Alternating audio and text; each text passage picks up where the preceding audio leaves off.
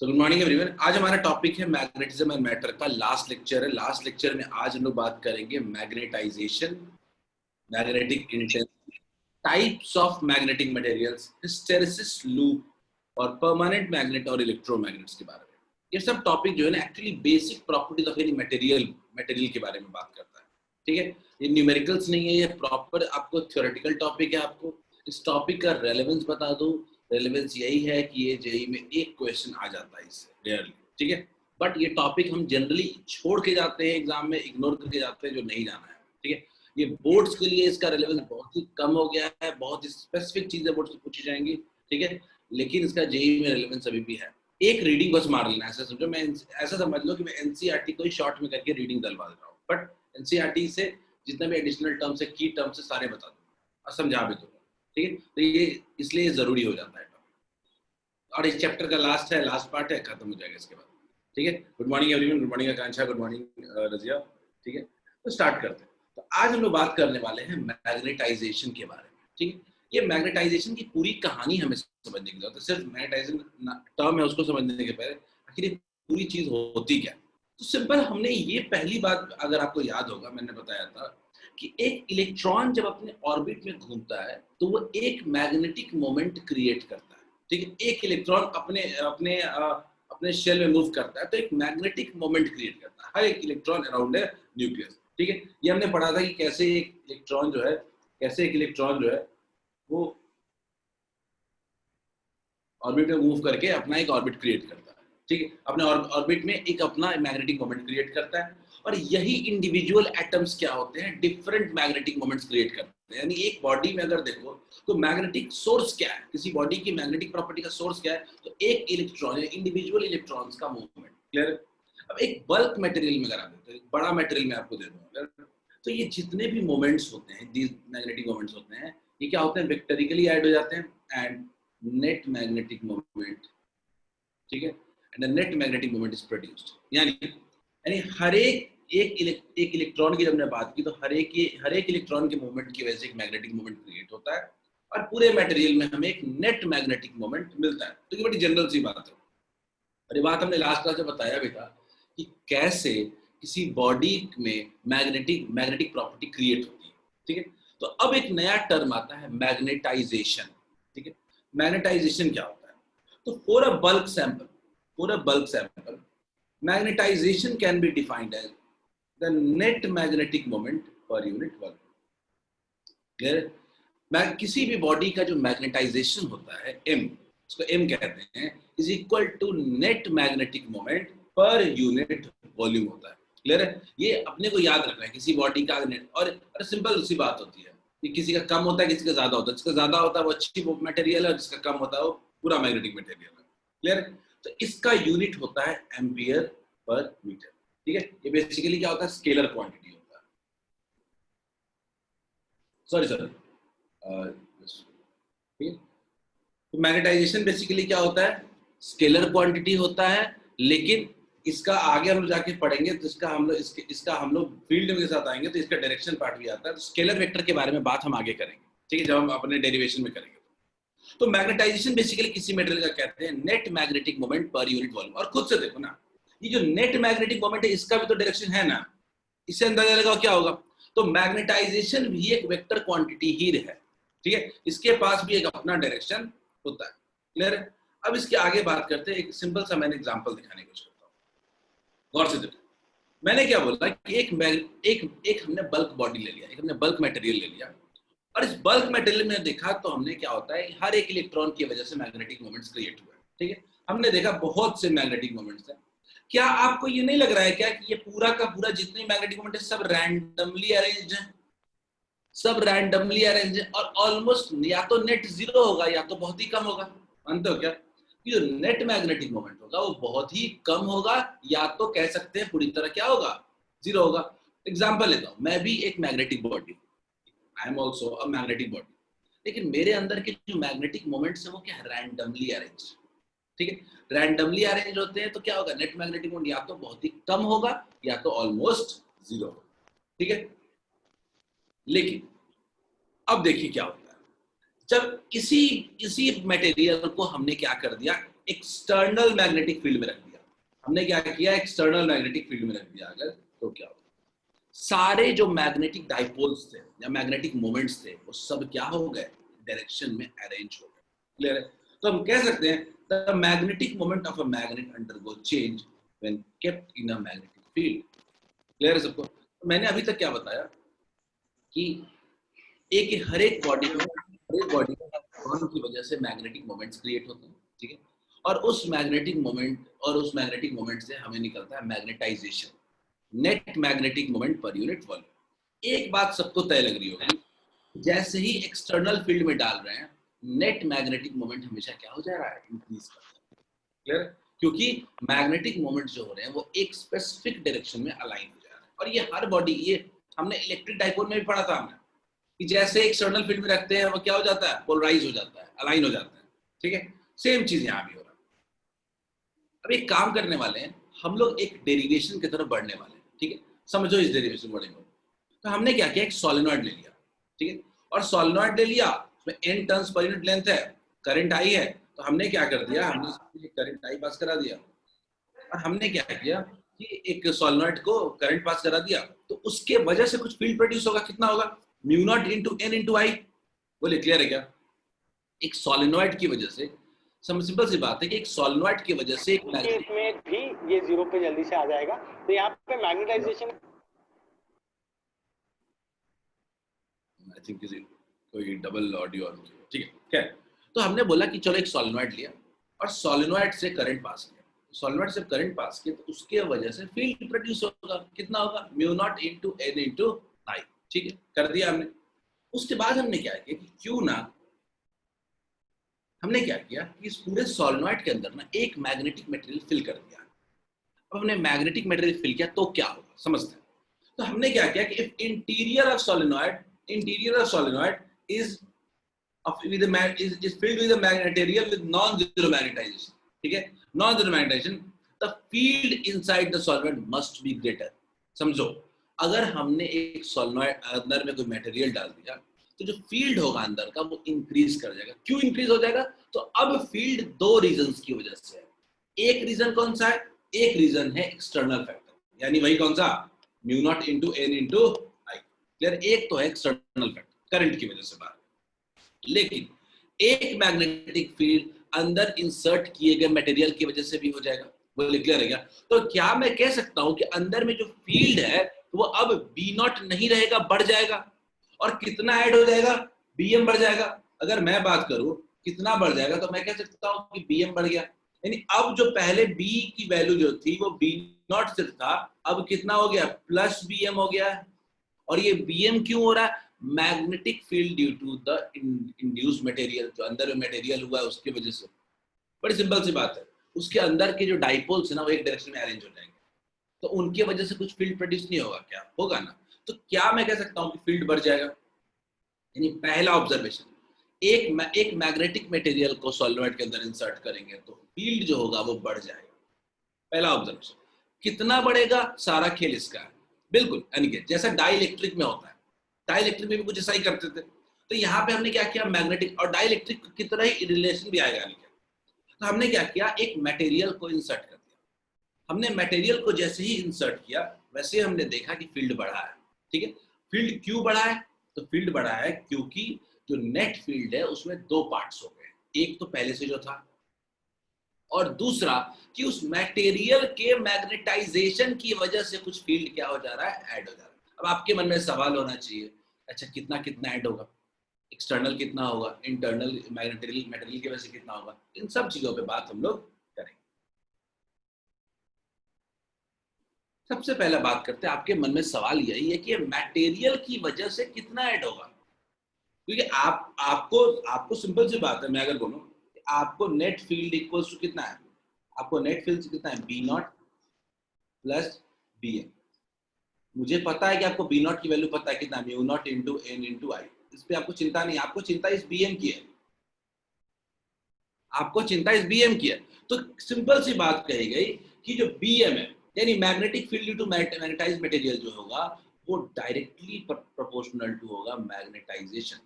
खुद सोचो कि जितना ज्यादा मैग्नेटिक मोमेंट प्रोड्यूस होगा इस एक्सटर्नल करंट की वजह से। जितना ज्यादा मैग्नेटिक मोमेंट अलाइन होगा उतना ही ज्यादा मैग्नेटिक फील्ड प्रोड्यूस होगा। इसमें कौन सी बड़ी बात है? इसमें कौन सी बड़ी बात है कि जितना ज्यादा मैग्नेटिक मोमेंट होगा उतना ही ज्यादा बॉडी में, जितना ज्यादा मैग्नेटाइजेशन होगा उतना ही ज्यादा मैग्नेटिक फील्ड होगा। क्लियर? तो मैं इसमें कोई खास एडिशनल लॉजिक तो लगाने की जरूरत ही नहीं है। मैं सिंपल सा क्या एक लाइन में लिख सकता हूँ, क्या लिख सकता हूँ क्या इसको? सिंपल सा मैं लिख सकता हूँ क्या कि जो BM है is directly proportional to magnetisation. तो BM कांस्टेंट आएगा, कांस्टेंट की वैल्यू कितनी होती है? म्यू नॉट आप जानते हो, परमिटिविटी इन फ्री स्पेस। ठीक है, permittivity in free space. Clear है क्या सबको? तो अपने को BM आ गया, BM equals to mu naught into M। चलो आगे बढ़ते हैं। क्लियर है?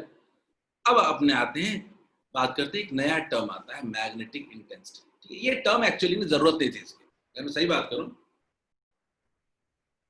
इसकी जरूरत नहीं थी। क्यों जरूरत नहीं थी? तो फिर भी हमने क्यों पढ़ा, समझते एक रिलेशनशिप को बिल्ड करने के लिए हमने पढ़ा। तो सिंपल क्या कहा गया कि आखिर जो ये एक्सटर्नल फैक्टर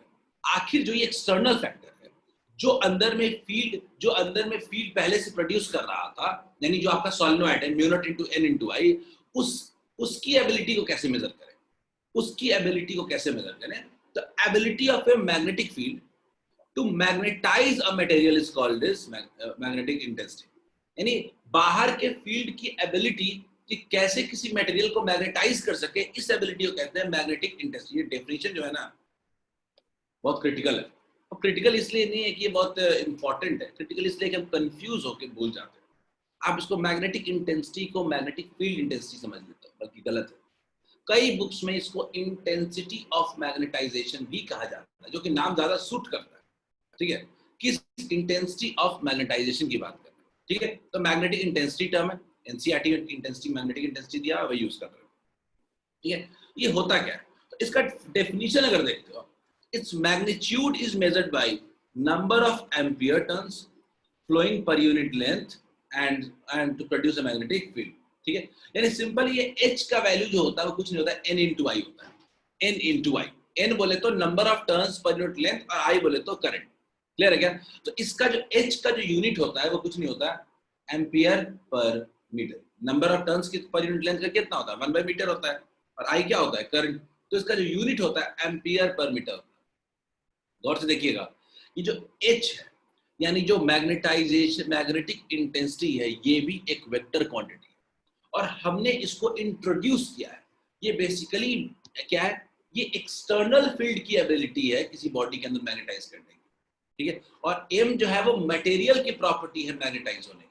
क्लियर है? यानी याद रखना ये एक्सटर्नल है और कैपिटल M जो था वो बॉडी का इंटरनल प्रॉपर्टी था। ठीक है, H को हम लोग और क्या लिख सकते हैं? Ni है क्या? इसको लिख सकते हो क्या? H equals to B naught, बाहर का फील्ड, बाय म्यू नॉट।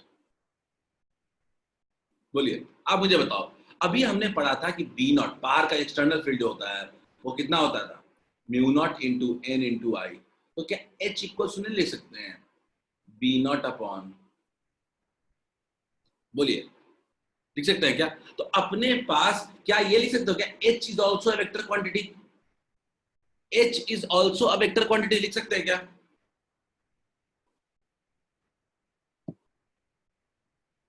बोलिए, मैग्नेटिक इंटेंसिटी का फाइनल फॉर्मूला हमारे पास आया, कितना आया?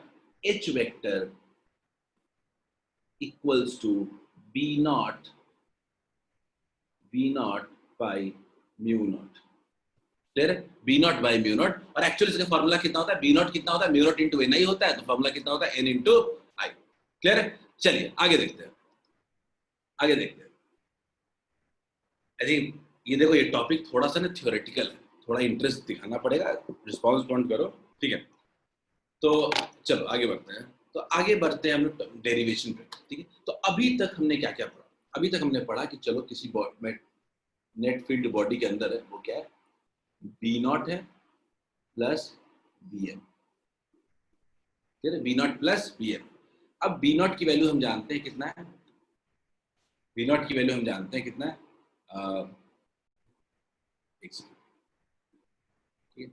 बी नॉट की वैल्यू हमने अभी निकाला है, बी नॉट की वैल्यू पहले कितना था, mu naught into N into I plus B M हम जानते हैं कितना है, म्यू नॉट इंटू एन, ठीक है। अब गौर से देखिए, mu naught into N I को हम क्या लिख सकते हैं, mu naught into H plus mu naught into M, clear है। फाइनली म्यू नॉट को कॉमन ले लें तो कितना बन जाएगा, एच प्लस एम, ठीक है, एच प्लस एम, क्लियर है क्या। फाइनल बी का फॉर्मूला आ गया, B equals to mu naught H plus M, clear. H बोले तो एक्सटर्नल फैक्टर, एम बोले तो इंटरनल फैक्टर, ठीक है, इंटरमटेरियल का, ठीक है। अब क्या सिंपल से सोचा गया कि जो एक्सटर्नल मैग्नेटिक इंटेंसिटी है, क्या वो अंदर के मैग्नेटाइजेशन पे डिपेंडेंस है क्या उसका, बहुत सिंपल सा लॉजिक सोचा गया कि एक्सटर्नल फैक्टर से जो मैग्नेटिक इंटेंसिटी है, क्या वो मैग्नेटाइजेशन से डिपेंड करता है क्या। तो बड़ा सिंपल सा लॉजिक है कि अगर किसी भी बॉडी का जो मैग्नेटाइजेशन होगा वो directly proportional to external current होगा, इसमें कोई दिक्कत है क्या।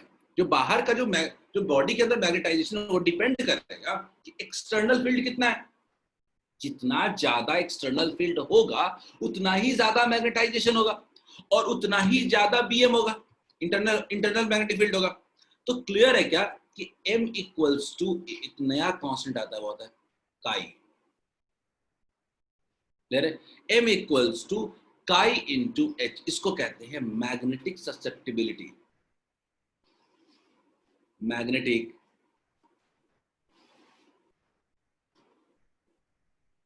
ससेप्टिबिलिटी। ये मैग्नेटिक ससेप्टिबिलिटी क्या होता है, ये सिंपल एक मेजरमेंट है कि how a material responds to external current, कैसे एक मटेरियल जो है वो एक्सटर्नल सर्किट को रिस्पॉन्ड करता है, एक्सटर्नल फील्ड को रिस्पॉन्ड करता है। कुछ बॉडीज जो होते हैं वो एक्सटर्नल फील्ड लगाने के बाद बहुत जल्दी मैग्नेटाइज होते हैं, ठीक है, उन मटेरियल्स को जनरली हम लोग कहते हैं फेरोमैग्नेटिक मटेरियल्स, क्लियर है।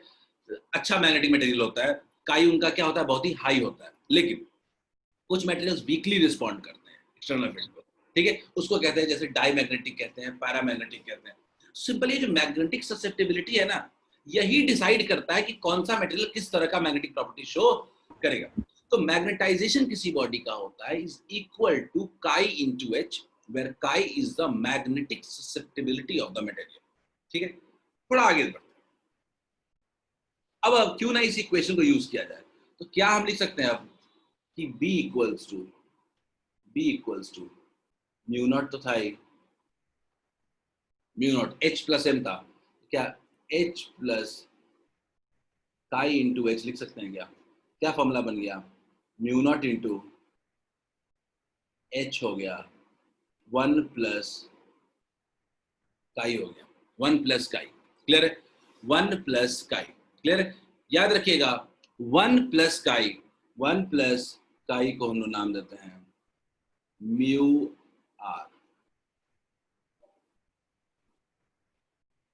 1 प्लस काई को नाम देते हैं हम लोग म्यू आर, क्लियर है। म्यू आर क्या होता है, म्यू आर होता है रिलेटिव परमिटिविटी, ठीक है, रिलेटिव परमिटिविटी, बोलिए क्लियर है क्या, नाम सुना है ना, याद करो, एप्सिलॉन आर सुना था ना, उस तरीके से म्यू आर भी नाम सुना होगा। म्यू आर क्या होता है, किसी बॉडी किसी मटेरियल का म्यू आर अगर पूछ रहे हैं तो क्या बोल सकते हैं, म्यू अपॉन म्यू नॉट, लिख सकते हैं ना, रिलेटिव परमिटिविटी है, म्यू अपॉन म्यू नॉट, बोलिए क्लियर है क्या,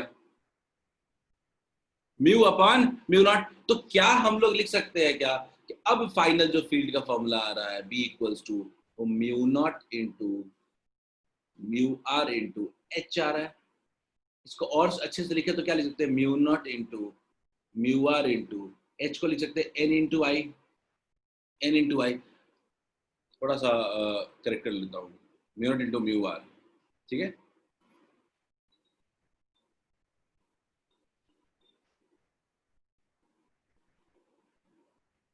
क्लियर है। तो क्या इस mu naught into mu R को, क्या mu naught into mu R को म्यू लिख सकते हैं क्या, mu into N into I. तो फाइनल जो फील्ड का फॉर्मूला आया वो कितना आया, mu into N into I, clear है क्या, where mu is the permittivity of the medium. Sir chi depend करता है क्या किसी फैक्टर पे, काई किसी भी मटेरियल का इनबिल्ट प्रॉपर्टी होता है, अगर आप देखो तो काई क्या होता है? किसी बॉडी का इनबिल्ट प्रॉपर्टी होता है जिसका काई ज्यादा होता है वो अच्छा मैग्नेटिक मटेरियल है, बिकॉज कम करंट बाहर इलेक्ट्रिक मैग्नेटिक फील्ड देने पे भी वो ज्यादा मैग्नेटाइजेशन होता है। ठीक है, जिसका काई का वैल्यू कम है, इसका मतलब ज्यादा करंट देने के पे भी उसका मैग्नेटाइजेशन क्या हो रहा है? कम हो रहा है। बोलिए क्लियर क्या? Is it fine? सबको आ रहा है समझ में? ये कितना सबको इतना समझ में आया कि फाइनल बी का फॉर्मूला क्या आ गया? Mu into N into I. Clear है? और इसमें कई सारे फॉर्मूले हमारे बीच में आए, जैसे कई सारे फॉर्मूले हमारे बीच में हमें पढ़ने को मिले। ठीक है, मैं चाहता हूं एक एक फॉर्मूला देख लेते हैं। ठीक है, सबसे पहला फॉर्मूला आपको मिला, बाहर की वजह से, सॉरी बॉडी के अंदर मैग्नेटाइजेशन की वजह से फील्ड कितना होता है?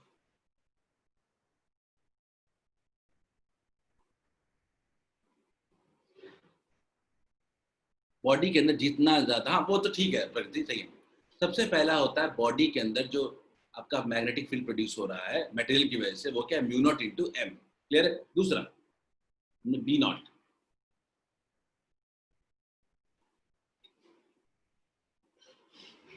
B naught equals to mu naught into H. H का वैल्यू मुझे बताने की जरूरत नहीं, आपको पता है एन इंटू आई होगा। एन बोले तो नंबर ऑफ टर्न्स और आई बोले तो करंट। क्लियर है? आई बोले तो करंट। क्लियर है?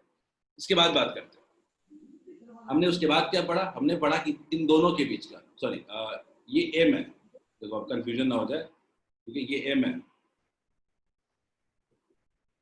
ये एम है। ठीक है, हमने एम और एच के बीच का रिलेशनशिप पढ़ा, एम इक्वल्स टू काई एच। क्लियर है?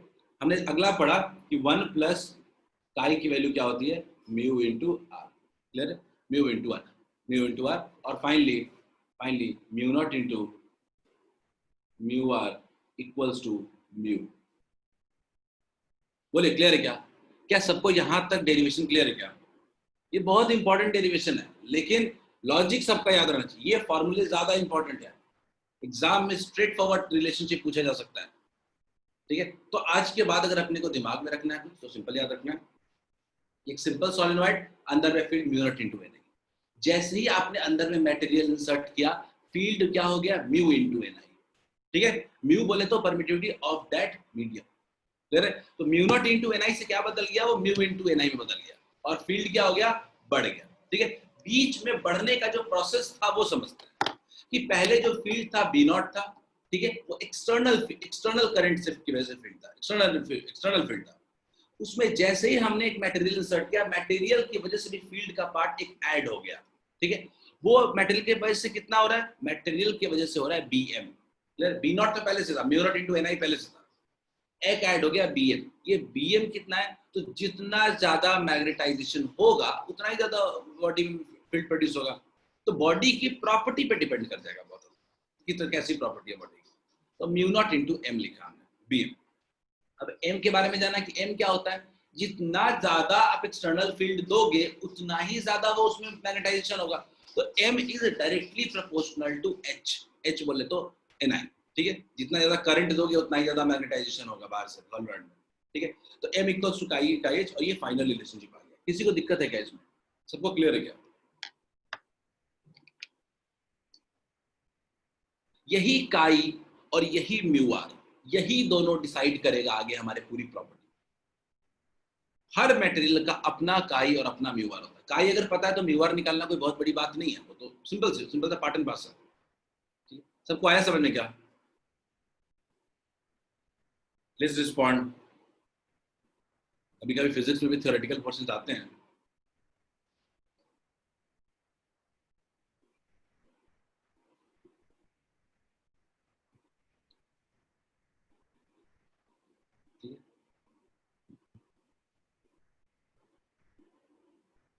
एनसीईआरटी को पढ़ने जाओगे ना, इतना बोरिंग है कि पढ़ नहीं पाओगे।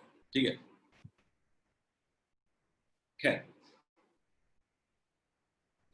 मैं कुछ ना मटेरियल्स को लेके आया हूं। मैंने एनसीईआरटी का प्रॉपर चार्ट ले लिया, उठा लिया। ठीक है, ये क्या चार्ट बता रहा है? हर मटेरियल का अपना अपना काई के बारे में बताया गया। काई, ठीक है, नहीं कुछ नहीं याद करना है, कुछ नहीं याद करना पड़ता, काई क्या दिया गया।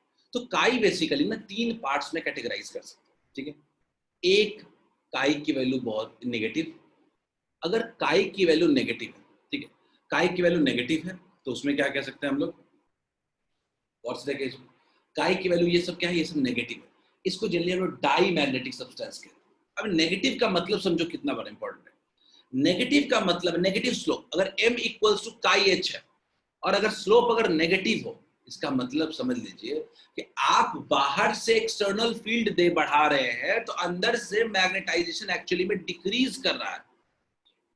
अंदर से मैग्नेटाइजेशन इंक्रीज नहीं कर रहा है, बल्कि मैग्नेटाइजेशन क्या कर रहा है, डिक्रीज कर रहा है। ठीक है, इस तरह के मटेरियल को कहते हैं डाई मैग्नेटिक मटेरियल। केमिस्ट्री में आपने अलग पर्सपेक्टिव से पढ़ा है, नंबर ऑफ अपने लोन पेयर से पढ़ा है आपने, लेकिन फिजिक्स में काई यानी मैग्नेटिक ससेप्टिबिलिटी के डेटा से पढ़ रहे हैं।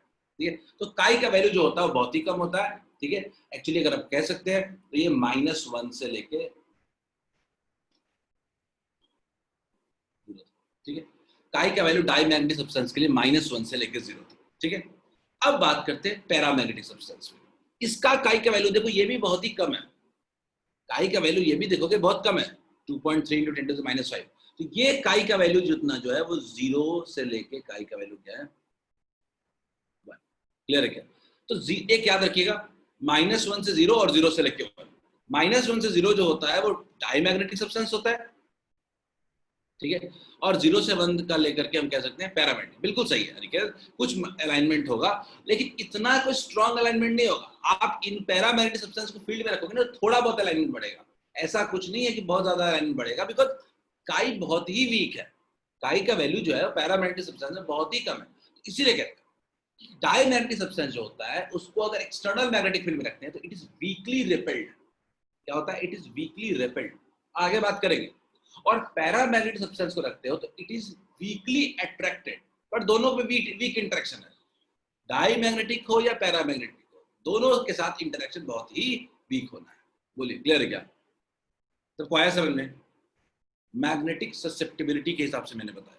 ठीक है, उसी हिसाब से अब म्यू आर भी सोच लो, खुद सोच लो कि अगर काई का वैल्यू -1 से 0 है तो 1 प्लस काई होता है म्यू आर। तो म्यू आर की वैल्यू क्या हो जाएगी, 0 से लेकर के 1 हो जाएगा। क्या क्या म्यू आर का वैल्यू क्या हो जाएगा, 0 से लेकर 1 हो जाएगा। क्या हो जाएगा? अगर आप इसकी बात करते हो, अगर काई की बात करते हो, यहाँ पे म्यू आर क्या हो जाएगा, 1 से म्यू आर काई की वैल्यू कितनी हो जाएगी, 1 से ज्यादा हो जाएगा। क्लियर है क्या? काई आर का वैल्यू जो होगा वो 1 से क्या हो जाएगा, ज्यादा हो जाएगा।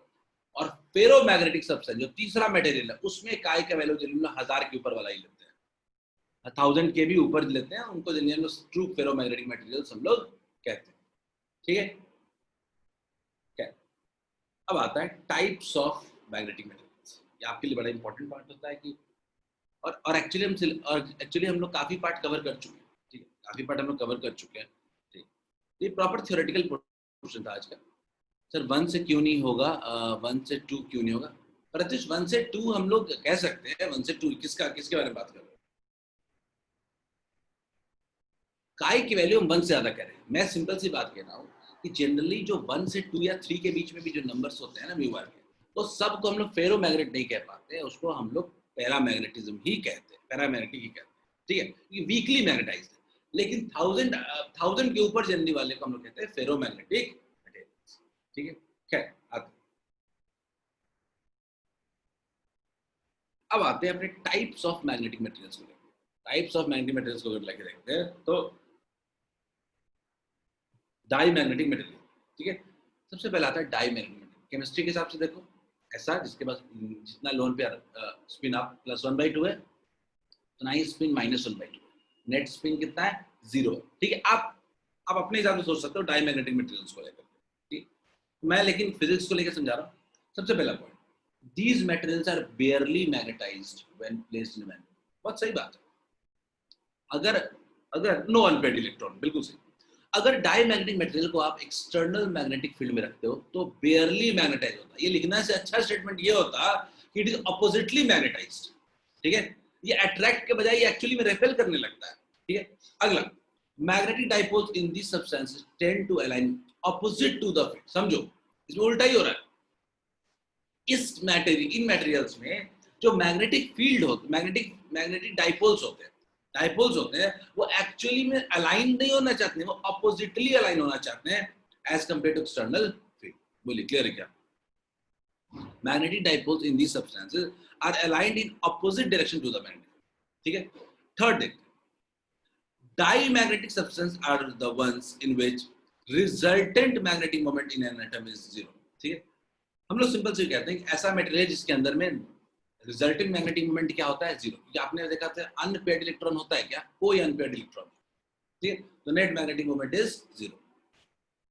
लास्ट में in effect they produce an internal, समझो इसका ये सही इंपॉर्टेंट पॉइंट है ये. In effect they produce an internal magnetic field that opposes the applied field. Actually क्या होता है कि ये एक ऐसा फील्ड प्रोड्यूस करते हैं जो एक्सटर्नल फील्ड को अपोज करता है. एक्सटर्नल फील्ड को अपोज करने का मतलब क्या होगा, अगर आप मैग्नेट में इसको रखोगे, मैग्नेटिक फील्ड में रखोगे, तो ये एक्चुअली में अट्रैक्ट नहीं होगा, ये क्या होगा, ये रिपेल होगा.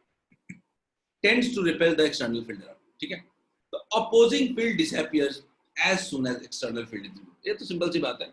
जैसे एक्सटर्नल फील्ड को रिमूव करते हैं, जो अपोज करने वाला फील्ड है वो भी क्या हो जाता है, खत्म हो जाता है. ठीक है. एग्जांपल ले लेते हैं कुछ. Gold, water, mercury, even animals, ये सब क्या है, ये सब एग्जांपल हैं डाईमैग्नेटिक सब्सटेंसेस के. ठीक है. तो डाईमैग्नेटिक सब्सटेंस ये सिंपल ऐसा समझो, ये ऐसी बॉडी है जिसको अगर आप मैग्नेट में रखते हो तो वो अट्रैक्ट नहीं होकर रिपेल होगा. बहुत स्ट्रांगली नहीं, वीकली रिपेल होगा. ठीक है. पर समझते हैं. देखिए क्या होगा. हमने क्या किया कि एक डाईमैग्नेटिक सब्सटेंस को एक्सटर्नल मैग्नेटिक फील्ड में रखा. ठीक है. एक्सटर्नल मैग्नेटिक फील्ड में रखा तो क्या ऑब्जर्व किया हमने, तो ये मैग्नेटिक फील्ड लाइंस को ये रिपेल कर रहा है. रिपेल करने का मतलब क्या हो रहा है, इसको अपने से पास होने नहीं दे रहा है. पास होने नहीं दे रहा है तो गौर से देखिए, ये सब दोनों चारों फील्ड लाइंस क्या हो गए, रिपेल हो गए. यही इसकी प्रॉपर्टी है. ठीक है. याद रखना है, यही इसका सबसे इंपॉर्टेंट डायग्राम है, एनसीईआरटी का डायग्राम है ये. ठीक है. डाईमैग्नेटिक सब्सटेंस मटेरियल से याद रखिएगा, रिपेल एक्सटर्नल मैग्नेटिक फील्ड. ठीक है. और यही इसका डायग्राम. ठीक है. आगे बढ़ते हैं. एक इसके बारे में एक लाइन और दिया गया है. The most exotic diamagnetic materials are superconductors. ठीक है. ये स्टेटमेंट मैंने उठाया एनसीईआरटी से.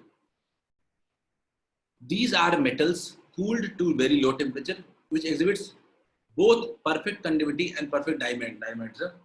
Hence, the field lines are completely expelled. ठीक है. देखो, field lines को expel तो करता है, ठीक है, repel करता है. इन 100% repel कब करेगा? 100% repel कब करेगा? तो जब काई का वैल्यू क्या हो जाएगा, -1, और जब म्यू आर का वैल्यू क्या हो जाएगा, 0. उसको कहते हैं हम लोग परफेक्ट डायमैग्नेटिज्म. फिर परफेक्ट डायमैग्नेटिज्म क्यों? ऋतु इज आस्किंग, सर अट्रैक्ट क्यों नहीं करता है मैग्नेटिक फील्ड को, सेम पोल रहता है. नहीं, मैं सिंपल सी बात कह रहा हूँ ऋतु कि अंदर हर मटेरियल की प्रॉपर्टी अलग है, पोल नहीं है. इसको हमने फील्ड में रखा, नॉर्थ साउथ हमने फील्ड में रख दिया इसको. इसकी मटेरियल की प्रॉपर्टी है कि वो क्या कर रहा है, वो एक्सटर्नल फील्ड से डाइपोल्स उसके अलोंग मतलब अरेंज होने के बजाय उसके ऑपोजिटली अरेंज हो रहे हैं, और आई वुड से कि उसको रिपेल करने की कोशिश कर रहे हैं. ठीक है. इस तरह के मटेरियल कहते हैं डाईमैग्नेटिक मटेरियल्स. ठीक है. क्लियर है. अब इसमें याद रखिएगा कि परफेक्ट डाईमैग्नेटिज्म का मिलेगा जब x chi इक्वल्स टू क्या मिलेगा, -1, और म्यू आर इक्वल्स टू 0. ठीक है. इस स्टेज को सुपर कंडक्टिंग स्टेज भी हम लोग कहते हैं. ठीक है. ये भी इंपॉर्टेंट है, इसको देख लीजिएगा, मैं नोट्स में दूंगा इसको. ये छोटे मोटे एक्सेप्शंस हैं जो आ जाते हैं एग्जाम में. आगे बात करते हैं. याद रखना, डाईमैग्नेटिक सब्सटेंस में कुछ एक चीज याद रखनी है, तो it is weekly repelled by a external magnet. ये वीकली रिपेल होता है.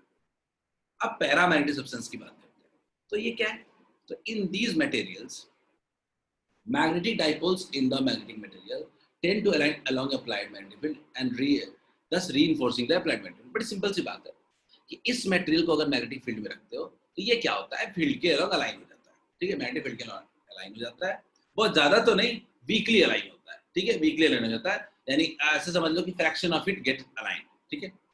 अब अलाइन तो होता है, तो ये क्या करेगा, तो ये बाहर के फील्ड को अपोज नहीं कर रहा है, बाहर के फील्ड को सपोर्ट कर रहा है. इस बार तो सपोर्ट कर रहा है तो फील्ड क्या हो जाएगा, बढ़ जाएगा. सपोर्ट कर रहा है मतलब फील्ड क्या हो जाएगा, ऐड हो जाएगा. इसका मतलब है काई की वैल्यू क्या रहेगी, पहले तो पॉजिटिव रहेगी. काई का वैल्यू अगर फील्ड बढ़ रहा है तो काई की वैल्यू क्या रहेगी, पॉजिटिव रहेगी. लेकिन क्या बहुत ज्यादा इंक्रीज हो रहा है, नहीं, बहुत कम इंक्रीज हो रहा है. तो काई का वैल्यू जल्दी पॉजिटिव होगा बट कम वैल्यू होगा. नंबर क्या होगा, 0 से लेकर 1 के बीच में. Such substances are attracted by a magnet ठीक है, if it applies sufficiently strong, ठीक है, ये मैग्नेट से अट्रैक्ट होगा, वीकली अट्रैक्ट होगा, यहाँ पे भाई अट्रैक्ट भाई वीकली अट्रैक्ट होगा, ठीक है, वीकली अट्रैक्ट होगा, ठीक है।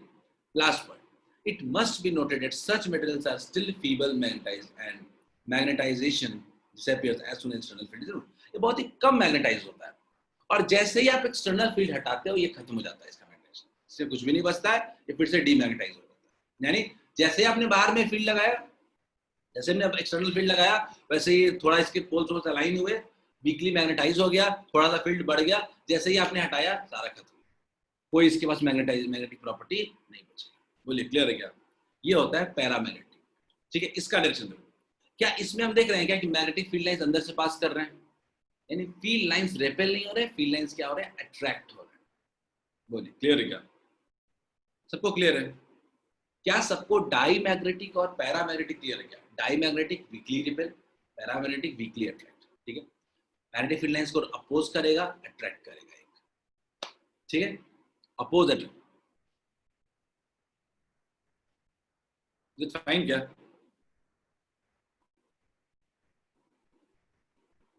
मैं अभी भी पैरामैग्नेटिक मटेरियल्स में हूँ, ठीक है। अब आपके मन में सवाल आता होगा कि टेम्परेचर पे भी डिपेंड करता है क्या मैग्नेटाइजेशन, ठीक है। जो मैग्नेटाइजेशन किसी बॉडी के अंदर हो रहा है पैरामैग्नेटिक मटेरियल्स में, क्या वो टेम्परेचर पे डिपेंडेंट है? तो हाँ, इनवर्सली प्रोपोर्शनल टू टेम्परेचर। जितना ज्यादा टेम्परेचर बढ़ाएंगे उतना ही कम मैग्नेटाइजेशन होगा, क्लियर है। तो m is inversely proportional to temperature, clear है। तो m इक्वल्स टू क्या हो गया, c into B by T. अब ये b कौन सा है समझ लेते हैं थोड़ा सा, देखो ये b कुछ नहीं है, b नॉट है, बाहर वाला फील्ड। b क्या है, बाहर वाला फील्ड। तो m इक्वल्स टू क्या हो गया, c into B naught upon T. तो m इक्वल्स टू क्या लिख सकते हो, सिंपल काई इंटू h लिख सकते हो क्या, इक्वल्स टू c, काई इंटू h लिख सकते हो क्या, काई इंटू एच सी। और बी नॉट को क्या लिख सकते हो, बी नॉट को म्यू नॉट इंटू एच लिख सकते हैं, जब लोग अभी पढ़ा था हमने, mu naught into H by T. H H cancel कर देते हैं, तो इसका एक और रिलेशनशिप बना सकते हैं, magnetic susceptibility equals to C into mu naught upon T. ये भी एक और रिलेशनशिप बना सकते हैं, अगर मैं थोड़ा क्लियरली लिख दूं अगर, ठीक है, यही से रिलेशनशिप निकाल दो, तो एम इक्वल्स टू लिख सकते हैं हम लोग chi into H equals to C into mu naught into chi upon t, mu naught into h, sorry h mu naught, sorry h cancel हो गया, तो बस chi आ गया, c mu naught upon t। बोले क्लियर है? तो एक और रिलेशनशिप बना सकते हैं, क्यूरी का एक लॉ दिया गया था, क्यूरी ने ये लॉ दिया था, क्यूरी ने कहा था कि जो मैग्नेटिक ससेप्टिबिलिटी होती है is inversely proportional to temperature. जितना ज्यादा टेम्परेचर बढ़ाएंगे उतना ही ज्यादा मैग्नेटिक ससेप्टिबिलिटी घटेगी। यानी आज के बाद अपने को दिमाग में क्या रखना है कि जो मैग्नेटिक काई की वैल्यू हम इतना बात कर रहे हैं मटेरियल का, वो एक फिक्स टेम्परेचर पे बात कर रहे हैं, और जब टेम्परेचर चेंज होगा तो काई का वैल्यू भी क्या होता है, चेंज करता है, ठीक है। टेम्परेचर घटेगा तो काई का वैल्यू बढ़ेगा, ठीक है। खैर ये वही मैडम क्यूरी है, बिल्कुल। तो इसको कहते हैं क्यूरीज लॉ, ठीक है। क्यूरी के बारे में याद रखना है, फिजिक्स और केमिस्ट्री दोनों में इनके पास रिसर्च है। रजय ने कहा रिपीट कर दो, रजय मैं रिपीट कर दूंगा जल्दी से। रजय मैंने कहा कि एक सिंपल सा क्यूरी ने लॉ दिया, मैडम मिस क्यूरी ने, पियरी क्यूरी ने, कि बॉडी के अंदर जो मैग्नेटाइजेशन है वो एक तो उसके डायरेक्टली प्रोपोर्शनल टू उसका फील्ड है, ठीक है, एक्सटर्नल फील्ड, जो कि वाजिब भी है, ठीक है, वाजिब भी है कि डिपेंड करता है। दूसरा जो है वो टेम्परेचर पे भी डिपेंड करता है, ठीक है। ये एक तरीके से पिछले लॉ का मॉडिफाइड फॉर्म है। अभी तक अगर गौर से देखो तो हमने पिछले लॉ में टेम्परेचर को कांस्टेंट माना था, ठीक है। जब टेम्परेचर अगर वेरी कर रहा है तो मैग्नेटाइजेशन, ठीक है, जो सिंपल मैग्नेटाइजेशन है वो क्या हो रहा है, डायरेक्टली डिपेंडेंट ऑन टेम्परेचर भी है, इनवर्सली प्रोपोर्शनल। देखते हैं एग्जांपल लेता हूं। तो मैंने बोला कि मैग्नेटाइजेशन इक्वल्स टू लिख सकते हैं हम लोग, मैग्नेटाइजेशन इक्वल्स टू लिख सकते हैं हम लोग काई इंटू एच, क्लियर है। और बी को लिख सकते हैं अपन mu naught into H. Final दोनों को पुट करोगे तो रिलेशनशिप क्या आ जाएगा, chi equals to C mu naught by T, clear. यानी chi is inversely proportional to temperature. अगर टेम्परेचर बढ़ाओगे तो काई की वैल्यू घटेगी, टेम्परेचर घटाओगे तो काई की वैल्यू क्या होगी, बढ़ेगी, ठीक है। ये बहुत इंपॉर्टेंट रिलेशनशिप है पैरामैग्नेटिक मटेरियल्स की, ठीक है। तो ऐसा नहीं है कि टेम्परेचर बढ़ाने पे मैग्नेटिक मटेरियल बढ़ता है, बल्कि एक्चुअली क्या हो जाता है, घट जाता है, ठीक है। क्या सबको क्लियर है ये? क्या ये पैरामैग्नेटिक मटेरियल्स का एंड है? अगर किसी को डाउट है पैरामैग्नेटिक मटेरियल्स में तो आप पूछ सकते हो। मैंने पहला बताया उसकी प्रॉपर्टीज बेसिकली, उसके बाद मैंने बताया टेम्परेचर का डिपेंडेंस। बोले क्लियर है सबको? एग्जाम्पल्स ले लेते हैं, लिक्विड ऑक्सीजन, ये सब एग्जाम्पल आप केमिस्ट्री में पढ़ चुके हो, sodium, platinum, salts of iron and निकल, ठीक है। ये सब जनरली क्या है, पैरामैग्नेटिक मटेरियल्स, ठीक है। डिफरेंट प्रॉपर्टी आपने पढ़े, आपने वीबीटी थ्योरी पढ़ा है, वैलेंस बॉन्ड थ्योरी पढ़ा है, आपने केमिकल कोऑर्डिनेशन में भी पढ़ोगे आप प्रॉपर्टीज। लास्ट जो तीसरा टाइप है वो है फेरोमैग्नेटिक मटेरियल, ठीक है। ये एक्चुअली समझ लो इसका काई का वैल्यू जो होता है वो 1000 के ऊपर होता है, यानी बहुत हाई वैल्यू ऑफ काई, ठीक है। म्यू आर की वैल्यू भी क्या होती है, बहुत ही हाई होती है। क्या देखते हैं क्या होता है। तो इसमें क्या होता है कि इसमें जो मैग्नेटिक डाइपोल्स होते हैं बॉडी के अंदर, वो पूरे बॉडी में अरेंज नहीं, पूरे बॉडी में हम उसको कंसीडर नहीं करते, हम उसको छोटे छोटे डोमेन्स में कंसीडर करते हैं। ये डोमेन्स क्या होता है, तो डोमेन्स ऐसा समझो कि हम बॉडी के अंदर क्या करते हैं, छोटे कई पार्ट्स में उसको छोटे छोटे पार्ट्स में डिवाइड कर देते हैं। प्रत्युष ने पूछा है कि सर अगर एक लिक्विड ऑक्सीजन के पास मैग्नेट को लेके जाएंगे तो एक्टिविटी शो करेगा, प्रत्युष शो करेगा पर वीकली करेगा, ठीक है, क्योंकि वो एक डाई मैग्नेटिक, वो पैरामैग्नेटिक मटेरियल। खैर आगे बढ़ते हैं। तो मैग्नेटिक, एक फेरोमैग्नेटिक मटेरियल्स की बात करते हैं। तो जब फेरोमैग्नेटिक मटेरियल की बात करते हैं तो मैग्नेटिक डाइपोल जो होते हैं वो छोटे छोटे डोमेन्स में अरेंज होते हैं, ठीक है। और उनके इंडिविजुअल डोमेन, एक डोमेन का एक नेट मैग्नेटिक मोमेंट होता है और वही कंबाइन होकर एक टोटल मैग्नेटिक मोमेंट में प्रोड्यूस करते हैं, ठीक है। तो मैं पूरे लाइन को पढ़ लेता हूँ। Magnetic dipoles in these materials are arranged into domains where arrangement of individual magnetic dipoles are essentially perfect that can produce strong magnetic, ठीक है। अरेंजमेंट ऐसा होता है कि एक स्ट्रॉन्ग मैग्नेटिक फील्ड प्रोड्यूस कर सकता है, ये वीकली नहीं है, स्ट्रॉन्ग मैग्नेटिक फील्ड प्रोड्यूस करेगा, ठीक है। Normally these domains are usually randomly arranged, ये जो डोमेन्स होते हैं ना ये रैंडमली अरेंज होते हैं, ठीक है। And thus the magnetic field of each domain is cancelled by another, यानी सारे समझो हर एक डोमेन का हमने अपना अपना मैग्नेटिक मोमेंट ले लिया, ठीक है। और नेट मैग्नेटिक मोमेंट जब हम देखते हैं तो ऑलमोस्ट क्या होता है, जीरो, क्योंकि बाहर से अगर कोई भी फील्ड आप नहीं लगाओगे,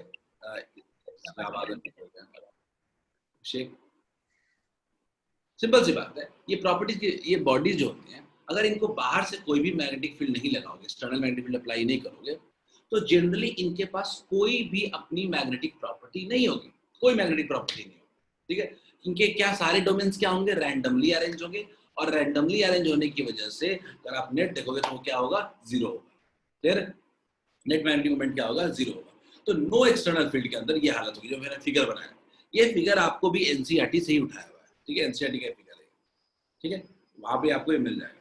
खैर आगे बढ़ो।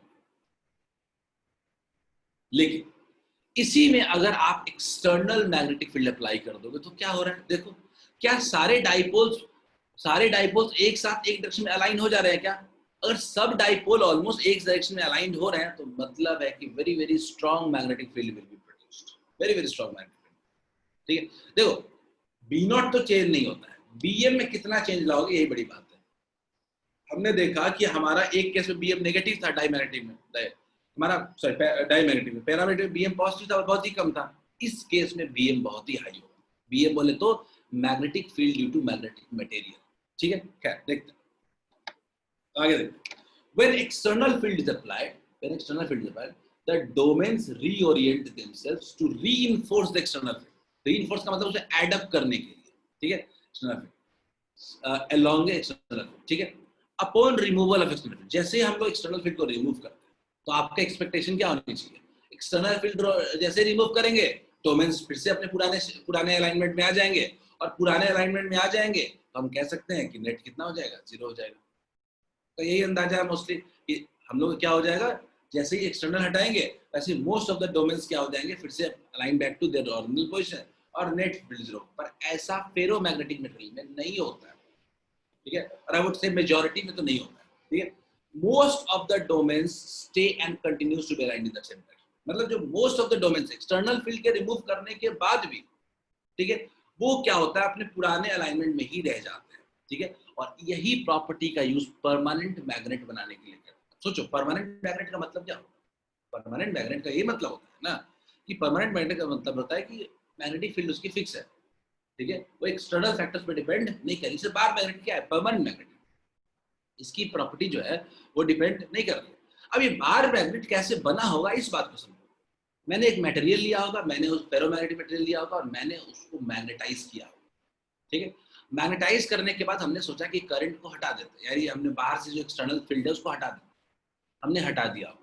हमने जब हटाया तो हमने देखा कि पूरी तरीके से उसका रिड्यूस होकर जीरो नहीं हुआ, उसके पास अभी भी मैग्नेटिक प्रॉपर्टी रिटेन रह गई, ठीक है। और यही रिटेन प्रॉपर्टी जो होती है इसकी वजह से क्या बन गया? वो परमानेंट मैग्नेट बन गया। बोले क्लियर है? तो कहते हैं कि मैग्नेटिक फील्ड जो पूरी तरह कंप्लीटली वैनिश नहीं होता है, थोड़ा सा मैग्नेटिक फील्ड परसिस्ट करता है, और इसके बारे में और बात करेंगे। इसको रिटेंटिविटी कहते हैं, किसी बॉडी की रिटेन करने की एबिलिटी कहते हैं, ठीक है। तो when the external field disappears this property is used to produce permanent magnets, ठीक है। अब यही फेरोमैग्नेट की प्रॉपर्टी को यूज हम लोग कहते हैं परमानेंट मैग्नेट। लेकिन अगर आप टेम्पररी मैग्नेट बनना चाहते हो, इलेक्ट्रोमैग्नेट बनना चाहते हो, तो आप क्या चाहते हो कि आप जब एक्सटर्नल फील्ड को हटाओ तो नेट अंदर का क्या हो जाए? जीरो हो जाए, यानी आपके कंट्रोल में रहे पूरी तरीके से। उस तरह में जनरली क्या कहते हैं? टेम्पररी मैग्नेट कहते हैं, ठीक है। वो भी हम लोग कुछ बॉडीज के पास वो भी प्रॉपर्टी होती है, ठीक है। मैं बताऊंगा एग्जांपल लेते हैं। आयरन, कोबाल्ट, निकल, ये सब जो मटेरियल्स होते हैं ये मेनली परमानेंट मैग्नेट बनाने के लिए यूज किए जाते हैं। परमानेंट मैग्नेट बनाने के लिए आयरन, कोबाल्ट, निकल को यूज किया जाता है बिकॉज इनका मैग्नेटाइजेशन हाई होता है और जैसे ही रिमूव करते हैं तो ये कंप्लीटली डीमैग्नेटाइज नहीं होता, ठीक है। खैर आगे अब आता है क्या फेरोमैग्नेटिक मटेरियल में क्या टेम्परेचर से डिपेंडेंस होता है क्या? कुछ काई की वैल्यू, यानी काई की वैल्यू टेम्परेचर पे डिपेंड करती है। तो फेरोमैग्नेटिक प्रॉपर्टी जो होता है वो टेम्परेचर पे डिपेंड करता है, ठीक है। एट हाई टेम्परेचर की बात करें, जब बहुत ही हाई टेम्परेचर की बात करते हैं, अब फेरोमैग्नेटिक मटेरियल जो होता है वो पैरामैग्नेटिक की तरह बिहेव करता है, क्योंकि देखो टेम्परेचर बढ़ने के साथ मैग्नेटाइजेशन डिक्रीज करता है, इसमें हमें श्योर रहना चाहिए, ठीक है, किसी भी बॉडी को। तो बहुत ही हाई टेम्परेचर जब कर देते हैं उस वक्त हम देखते हैं कि आपका जो मैग्नेटिक प्रॉपर्टी है वो रिड्यूस होता है, और एक फेरोमैग्नेटिक मटेरियल जो होता है वो पैरामैग्नेटिक की तरह बिहेव करने लगता है, ठीक है। बहुत इंपॉर्टेंट है, at high enough temperature a ferromagnetic material become paramagnetic, ठीक है। क्यों होता है ऐसा? तो डोमेन स्ट्रक्चर जो बना होता है वो डिसइंटीग्रेट होता है टेम्परेचर, ठीक है। The disappearance of magnetization with temperature is gradual, ठीक है। सिंपल सी बात है कि एक मैग्नेटाइजेशन का रिड्यूस होना टेम्परेचर बढ़ने के साथ वो नॉर्मल प्रोसेस है, कोई बड़ी बात नहीं है, ठीक है। It is phased transition reminding of crystal melting of metallic crystal, ठीक है, स्टेटमेंट है। The temperature of transition from ferromagnetic to paramagnetic is called, ठीक है। जिस टेम्परेचर पे, सिंपल सी बात है, जिस टेम्परेचर पे कोई बॉडी फेरोमैग्नेट से पैरामैग्नेट में कन्वर्ट होता है उसको कहते हैं क्यूरी टेम्परेचर, यानी टीसी, उसको टीसी कहते हैं, क्लियर है। और उस केस में जो काई का वैल्यू होता है वो क्या होता है? C by T minus TC. याद रखिएगा फेरोमैग्नेटिक मटेरियल्स के लिए, फेरोमैग्नेटिक मटेरियल्स के लिए जो काई का वैल्यू होता है वो सी बाई टी माइनस टीसी। कब? जब आपका टेम्परेचर टीसी से ज्यादा हो। टीसी से ज्यादा होने का मतलब क्या है? कि वो बॉडी पैरामैग्नेट में कन्वर्ट हो चुका हो। बहुत सिंपल सी बात कह रहा हूं, जब फेरोमैग्नेट का टेम्परेचर आप बढ़ाते हो तो वो क्या होता है? एक सर्टेन टेम्परेचर पे पैरामैग्नेट में कन्वर्ट हो जाता है, उस टेम्परेचर को कहते हैं क्यूरी टेम्परेचर, क्लियर है। क्यूरी टेम्परेचर के बाद, क्यूरी टेम्परेचर के पहले नहीं, जब वो पैरामैग्नेट में कन्वर्ट हो चुका है तब काई की वैल्यू कैसे डिपेंड करेगी? उसका रिलेशनशिप काई इक्वल्स टू क्या है? C by T minus T C, ठीक है। अगर ये बोलो तो ये भी एक्चुअली क्या है? व्हेन, तब के लिए जब when converted to, when converted to para, जब पैरामैग्नेट में वो बॉडी कन्वर्ट हो चुकी है उस वक्त काई की वैल्यू क्या है? C by T minus T C. चलिए बोलिए, क्लियर है क्या? क्लियर है?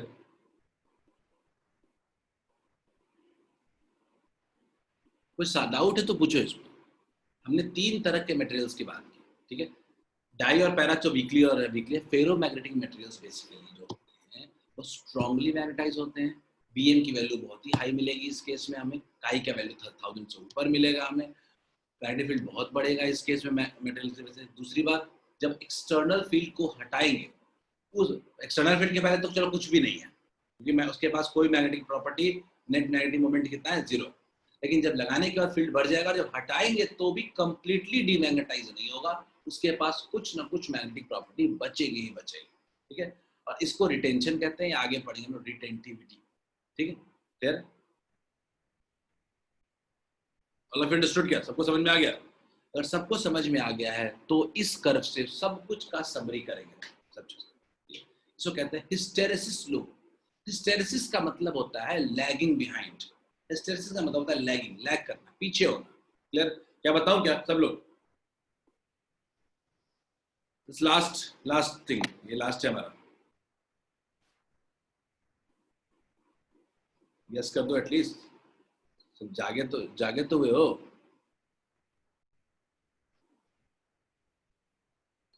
नहीं, मैं टीसी टी के ज्यादा होगा तभी की बात कर रहा था प्रत्युष।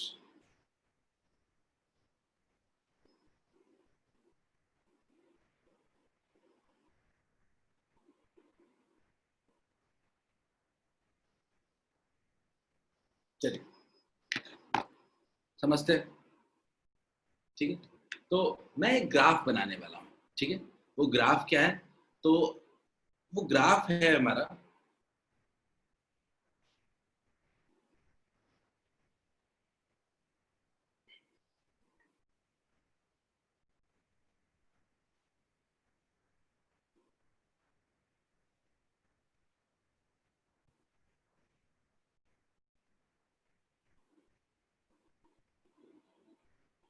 BH ग्राफ, यानी बी बोले तो बी के जगह हम एम भी लिख सकते हैं, मैग्नेटाइजेशन भी लिख सकते हैं, कुछ भी लिख सकते हैं। बी के जगह BM भी लिख सकते हैं, कुछ भी। लेकिन नीचे एक्स एक्सिस पे H फिक्स होगा।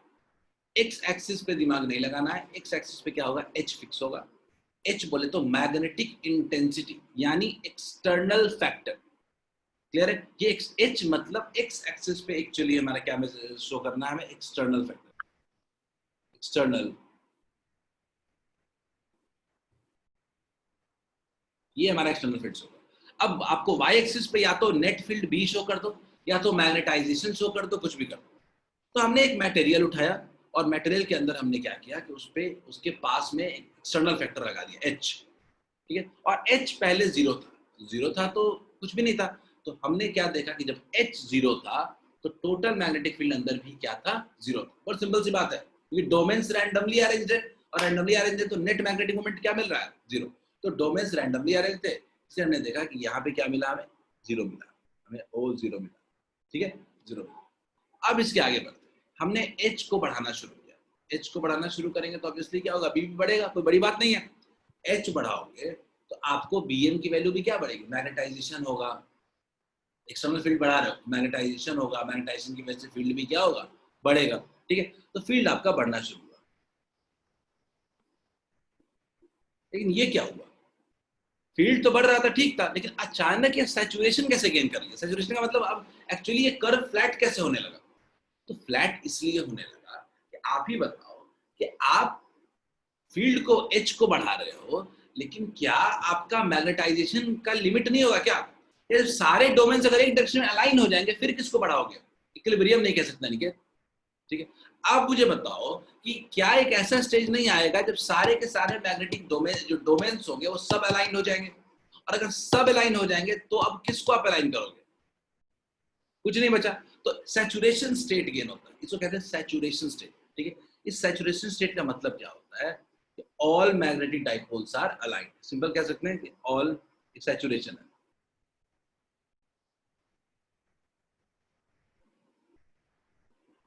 सैचुरेशन, ठीक है। सैचुरेशन का मतलब all magnetic dipoles are aligned, ठीक है। तो हमने चलो कर दिया, अब अलाइंड हो गया तो फिर आगे फील्ड बढ़ाने, H बढ़ाने का क्या फायदा? कोई फायदा नहीं है। तो हमने सोचा कि चलो इसको मैग्नेटाइज तो कर दिया, इस मेटेरियल को हमने, अब क्या कर दिया, इस मेटेरियल को मैग्नेटाइज कर दिया। अब हमने सोचा क्यों ना मेटल को डीमैग्नेटाइज करते हैं, तो हमने डीमैग्नेटाइज करने की सोची। डीमैग्नेटाइज का तरीका फिर से क्या, H को रिड्यूस करेंगे, एक्सटर्नल फील्ड को कम करेंगे। H कैसे, H अगर सोलेनॉइड है तो करंट को कम कर दो, ठीक है। तो H को कम करना शुरू किया, तो हमने सोचा था कि बड़ा आराम से जीरो पे फिर से कर्व रिपीट हो जाएगा। लेकिन हमने ऑब्जर्व क्या किया कि रिपीट ना होकर के ये कुछ ऐसा, ये तो सरप्राइजिंग है कि हमने सोचा था कि जब एक्सटर्नल फील्ड को जीरो कर देंगे तो ये फील्ड भी जीरो आ जाएगा, लेकिन क्या फील्ड जीरो आ गया, क्या आया क्या? नहीं। फील्ड जीरो नहीं आया, इसका मतलब क्या है कि कुछ ना कुछ मैग्नेटिक फील्ड क्या हो गया, बॉडी के साथ फिक्स हो गया, रिटेन हो गया बॉडी के पास। ठीक है, अगर मैं बोलूं कि मेरे पास O है और मैं बोलूं कि मेरे पास A है, तो ये जो मेरा OA है ये एक्चुअली क्या हो गया, रिटेन हो गया क्या, इसको रिटेंटिविटी कहते हैं।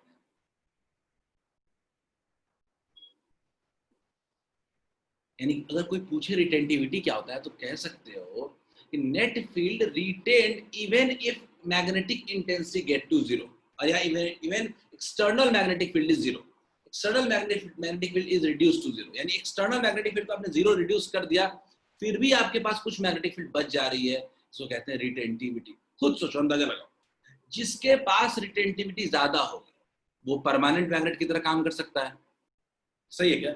जिसके पास रिटेंटिविटी ज्यादा होगी, ज्यादा रिटेन करेगा, वो परमानेंट मैग्नेट की तरह बिहेव करेगा। जिसके पास रिटेंटिविटी कम होगी वो किसकी तरह बिहेव करेगा, वो एक इलेक्ट्रोमैग्नेट की तरह बिहेव कर सकता है कि करंट हटा दिया तो मैग्नेटिक फील्ड भी क्या हो जा रहा है, जीरो हो जा रहा है। बोले क्लियर है क्या? यानी मेरे कहने का मतलब है कि ये प्रॉपर्टी बहुत ही इंपॉर्टेंट है। बढ़ाया तो बड़ा सैचुरेशन गेन किया, लेकिन उसके बाद रिड्यूस के होके जीरो नहीं हुआ। आगे बात करते हैं। ये हमने सोचा कि हम पूरे मेटल को डीमैग्नेटाइज करेंगे। डीमैग्नेटाइज करने का तरीका क्या है कि ऑपोजिट फील्ड प्रोड्यूस लगा दिया हमने।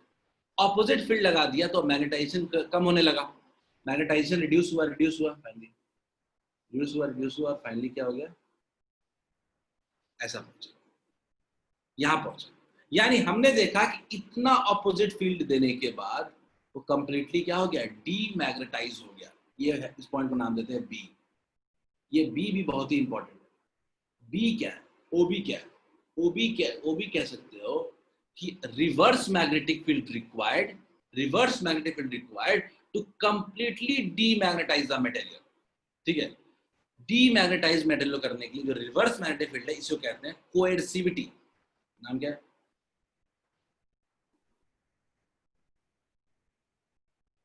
कोएर्सिविटी। क्या सबको समझ में आया क्या? रिटेंटिविटी का मतलब क्या होता है? रिटेंटिविटी का मतलब कि रिमूव करने के बाद भी कितना बच गया। और कोएर्सिविटी क्या मतलब होता है? ऑपोजिट में कितना फील्ड दें कि उसके बाद ये पूरी तरीके से क्या हो जाए, पूरी तरीके से डीमैग्नेटाइज हो जाए। अब इस ग्राफ को आगे कंटिन्यू कर तो इतना इंपॉर्टेंट नहीं बनता है ये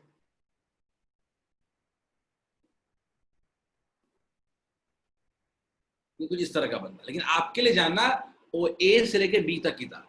ठीक है, फिर से ये सैचुरेशन गेन करेगा नेगेटिव साइड में, फिर से ये डीमैग्नेटाइज होगा, फिर से मैग्नेटाइज होगा, ये सब प्रोसेस चलता रहेगा, इतना बड़ी बात नहीं है।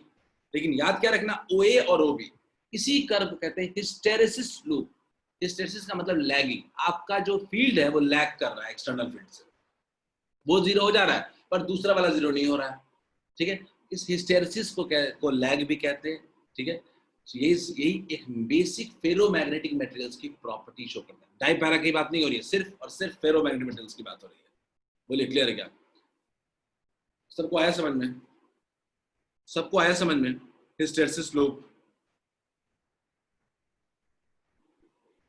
अगर आ गया समझ में तो एक क्लियर फिगर देखो यार। हमने क्या किया, शुरू यहां से किया, हमने शुरू किया है यहां से। ठीक है, कैसे कैसे प्रोसेस लाइन समझ में आना चाहिए।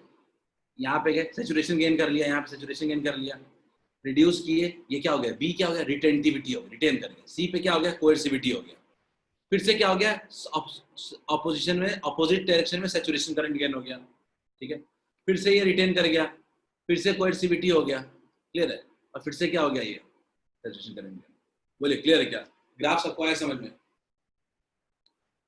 ओबी रिपीट कर दीजिए सर। ओबी मतलब रिटेंटिविटी या कोएर्सिविटी, संजना?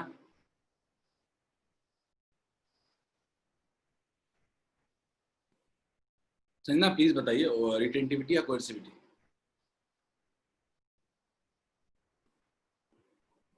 कोएर्सिविटी।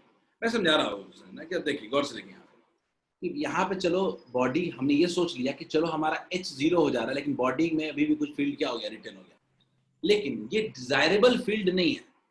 तो अगर डिजायरेबल नहीं है तो आप रिड्यूस करना चाहोगे इसको। अब रिड्यूस करने के लिए आपको क्या तरीका है, तो आप ऑपोजिट फील्ड प्रोड्यूस करोगे। तो हमने ऑपोजिट डायरेक्शन में फील्ड बढ़ाना शुरू किया, तो ये बॉडी में क्या हो गया, डाइपोल्स डिसअलाइन होने लगे और रिड्यूस होने लगा। ठीक है, जब वो डिसंगेज होने लगा और फाइनली क्या हो गया, एक ऐसा वक्त आया जब फील्ड क्या हो गया इसके वजह से अंदर में जीरो हो गया। तो फील्ड जीरो हो गया तो हमने क्या सोचा, अच्छा इतना नेगेटिव फील्ड दोगे तो ये पूरी तरह डीमैग्नेटाइज हो जाएगा। इसको क्या नाम दे सकते हैं, इसको नाम देते हैं कोएर्सिविटी। ठीक है, कोएर्सिविटी यानी simple how much field do you want to completely demagnetize the retained portion of magnet। Clear है क्या?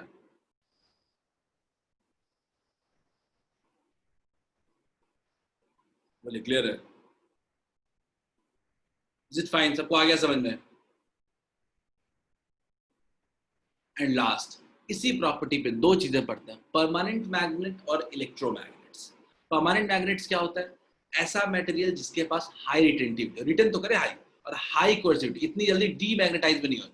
ठीक है, एक तो उसके पास हाई रिटेंशन पावर हो और दूसरा कि वो इतनी जल्दी डीमैग्नेटाइज भी ना हो। ठीक है, तो हाई रिटेंटिविटी एंड हाई कोएर्सिविटी होना चाहिए। Example cobalt, steel, tecoma. ठीक है, इलेक्ट्रोमैग्नेट्स क्या होता है, लो रिटेंटिविटी।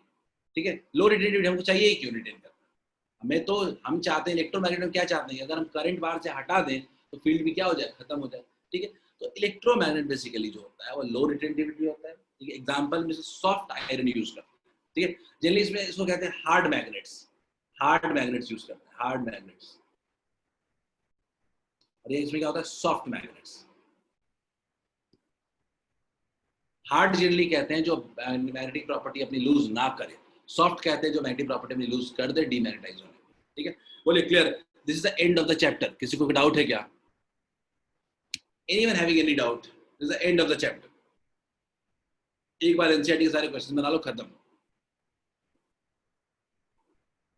ठीक है, हमारा मैग्नेटाइजेशन एंड मैटर 3 लेक्चर मैंने खत्म किया है। ये बहुत ही कंप्लीट नोट्स है, इसके अलावा कुछ भी देने की जरूरत नहीं है मुझे। एनसीईआरटी पर पढ़ लेना। बिल्कुल रोशन, लेक्चर मिल जाएगा। ठीक है, लेक्चर तो मिलेगा। खैर, एनीवन हैविंग एनी डाउट? पूछो, कुछ भी डाउट है तो।